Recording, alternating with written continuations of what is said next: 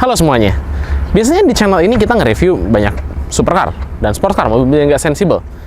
Tapi banyak di antara kalian yang komen bahwa ya mobilnya tidak attainable, mobilnya nggak bisa dibeli umum, jadi sangat tidak sensibel. Jadi hari ini aku pakai topi masuk akal dan kita kan nge-review mobil yang masuk akal.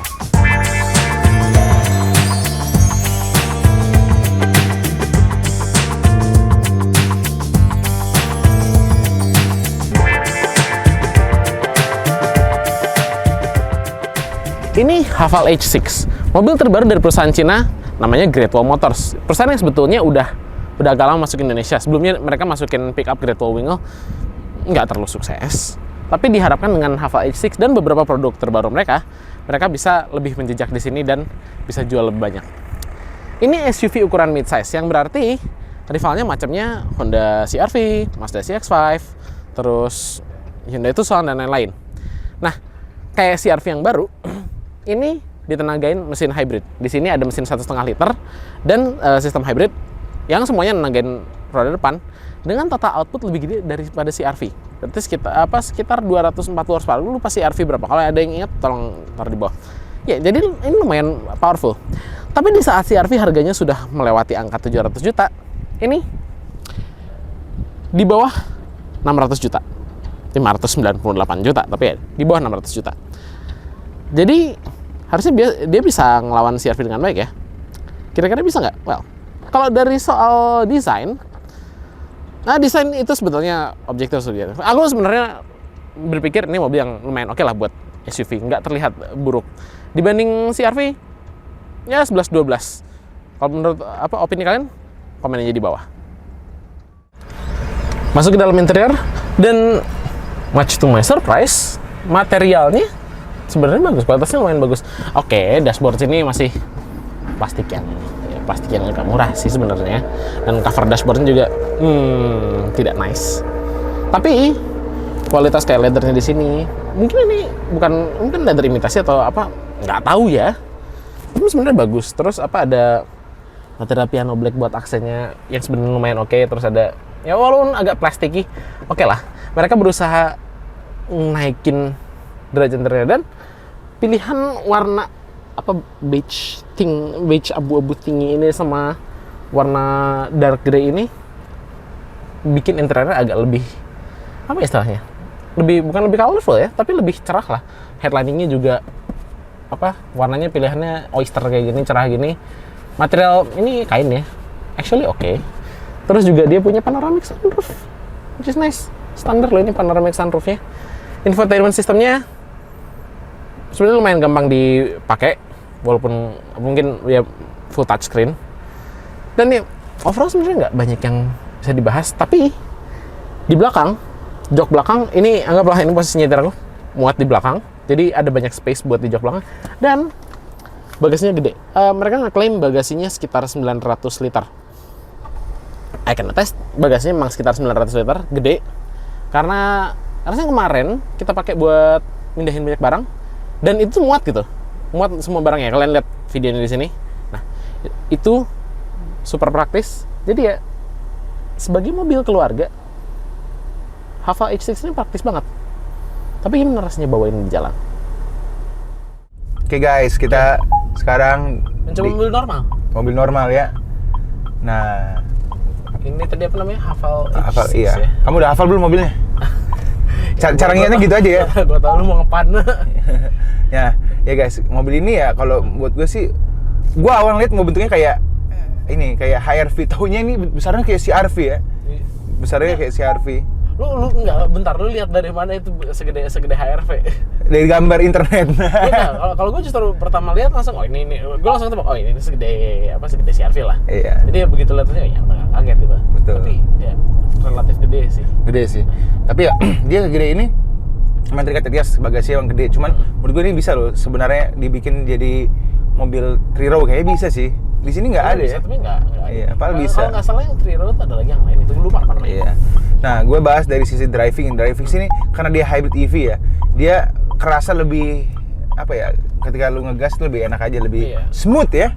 Apalagi tiba-tiba dia bisa di mode EV. Kalau kita kan ada 4 mode kalau nggak salah. Iya. Ada Eco, normal, ada sport, sama satu lagi yang nggak penting banget, snowy. Snow sih, siapa yang butuh snow di sini? Iya, di sini sampai butuh Soalnya snow. sebenarnya bisa sih kalau misalnya cuaca lagi basah banget sih. Paling itu. Betul. Nah, kalau sport udah tau lah. Nanti kita coba sport agak ngebut ya. Nah, terus habis itu kalau mode eco ya benar-benar dia ada pakai hybridnya ya. Iya, dia jadi kalau ada alternating antara si motor listrik sama mesin dengan cara yang paling efisien. Iya, makanya kalau lagi pelan biasanya dia langsung mode EV dia. Jadi ada indikatornya EV gitu kan. Nah, terus juga kalau sistem keamanan sih kayak ya standar sih ya kalau mau mobil gini ya, yang udah mahal-mahal ya ada yang lane keep assist, ada cruise control, terus ada ngerem kalau misalnya depan mendadak gitu ya. Terus kalau sensor-sensor banyak juga lah. Ini sama sih kayak mobil RRC ya, dari Cina ya kan, pada umumnya ya standar ini ya UI-nya mirip sih. Mirip, ya kan. Ini tengahnya kemarin kayak BYD ini mirip ya. Agak mirip sih kalau gue lihat agak mirip. Ya agak mirip kotaknya. Terus ini kalau ini standar ya.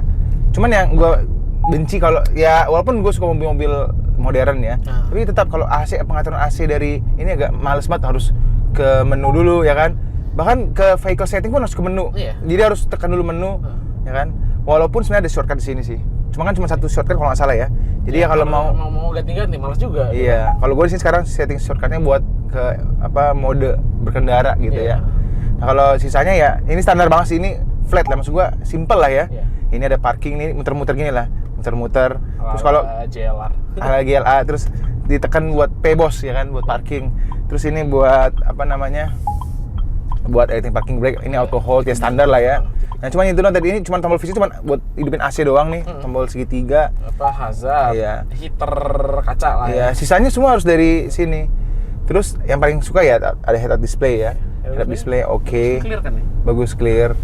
Terus juga tapi setidaknya ya, gue lihat yang si AC-nya setidaknya dia masih pakai slider gitu, jadi oh ya ini masih oke lah, masih manual.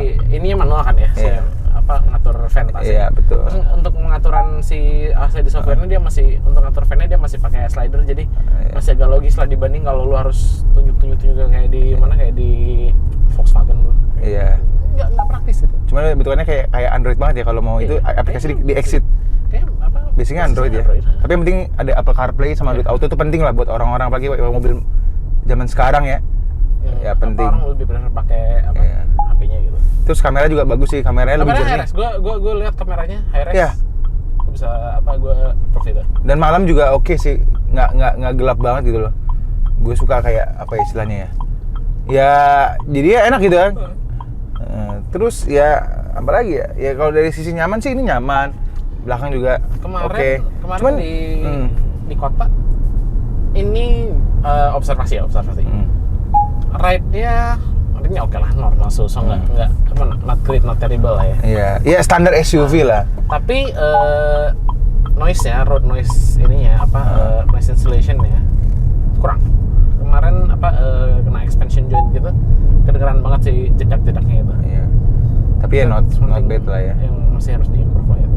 Tapi terus ini juga ada sunroof juga enak sih. Sunroof ya ini lumayan nambah kecerahan dalam interior.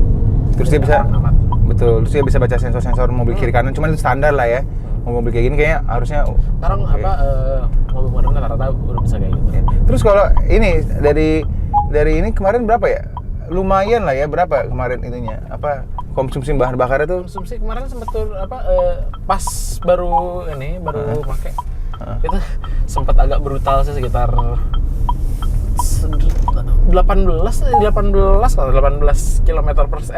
liter per 100 km, berarti sekitar 5 km per liter. Nah, tapi sekarang which is very boros. Tapi kemarin sempat 15 ya? 13 untuk mobil segini ini lumayan. Lumayan lah, karena gue bikinnya mode eco terus lagi pakai mode EV gitu. Dan kita kayaknya malam sempat agak sedikit bandel ya. Bandel ya. Kita cobain lah nih. Kalau kita cobain ke mode sport ya. Ini lumayan sih. Dan dia langsung ini sport ya. Oh, harus pakai touchscreen ya. Harus pakai touchscreen, tolong lah. Dia langsung mode sport aktif ya. Lumayan sih. Power delivery-nya nggak yang langsung hajar gitu, tapi actually kan lumayan cepet. Dia dibatasin 120 ya kayaknya. Enggak, kayaknya limitnya sekitar 180. Iya, tapi gue limit tapi oke sih. Apakah itu terbantu karena ada motor listrik?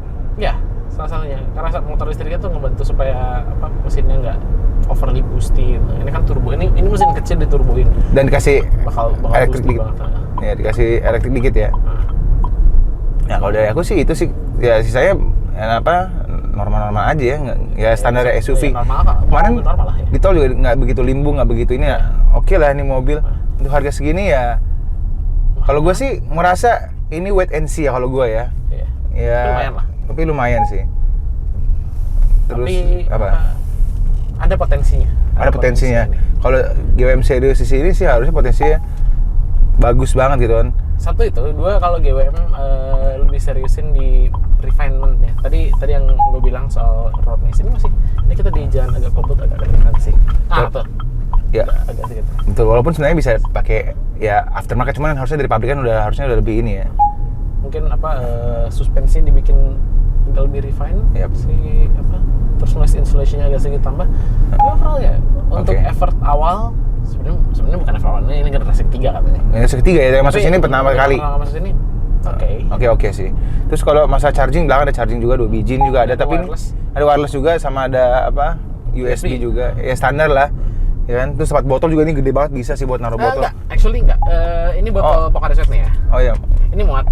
Tadi gue beli kristalin yang 1 liter, 1,5 liter, nggak muat. Nggak muat ya? Ya. Botol aqua 1,5 liter nggak muat sini. Nggak muat. Berarti nggak terlalu ini ya? Nggak terlalu gede. Tapi kelihatan kayak gede, tapi kelihatan dong berarti ya, berarti gue harus coba. Tapi kalau sound system sendiri, Sound system oke, tapi nggak ada mereknya ya? Ya, ini sound systemnya juga gue lihat bagus ya. Oke sih. Walaupun dilihat, aduh didengar. Dia kan gini ya, gini ya, liatin, keren, enggak lah. Sound systemnya oke. Walaupun nggak tahu ya mereknya apa ya. Ya, balance-nya oke. Balance-nya, bass-nya oke. Treble-nya so-so lah. Tapi ya, bass itu yang biasanya kalau buat orang-orang awam yang paling bagian yang harus bisa impresi orang-orang oke sih. Oke guys, itu ya review dari kita ya. Kalau gue sih merasa ini mobil oke.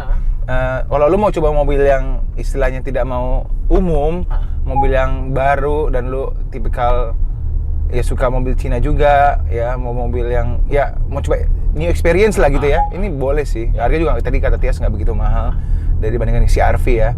CR-V kan di jalan udah banyak banget tuh, kayak boring di sini. Orang juga kadang masih kepo kan kalau di jalan juga. Ini mobil apa ya? Ini mobil apaan ya? Cuman yang paling gue benci, bukan benci sih, tulisan belakang gede banget, hafal gitu. Apa emang branding? Nggak, orang yang masang tulisan Fortuner gede di belakang. Tapi itu orang-orang kalau yang itu di depan, biasanya itu aftermarket. Kalau di sini ini pabrikan udah gede banget, hafal gitu. Kayak gede banget gitu.